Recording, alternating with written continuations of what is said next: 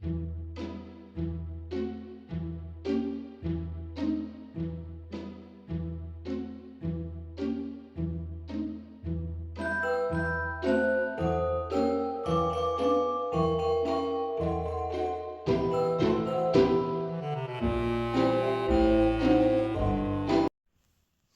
dragilor, și bine ați venit pe canalul meu de YouTube.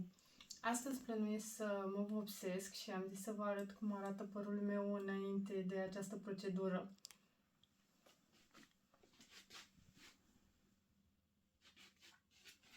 Sper să obțin rezultatul dorit. Am folosit 4 pliculețe de pudră decolorantă Decobes și 4 pliculețe de oxidant tot de la Decobes. Am turnat conținutul pliculețelor într-un castron de plastic.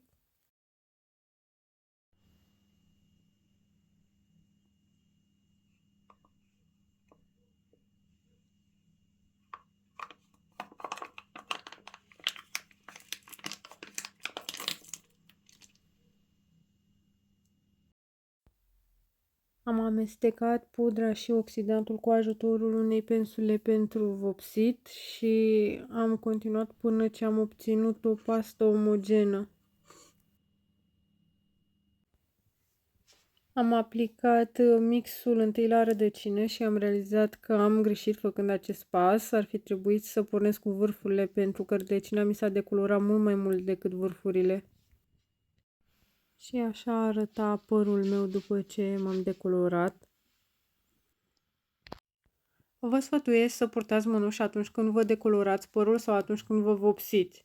Am folosit vopsea semipermanentă de la Manic Panic în nuanța After Midnight. Conținutul acestui borcanel nu mai trebuie amestecat cu nimic altceva, pur și simplu aplicați vopseaua pe părul uscat.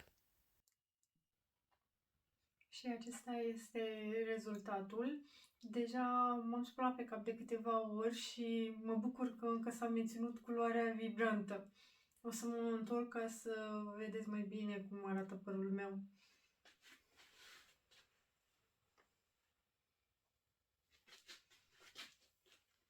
Chiar simțeam nevoia de o astfel de schimbare și sunt tare curioasă să-mi spuneți în comentarii dacă voi ați avea curajul să vă vopsiți așa.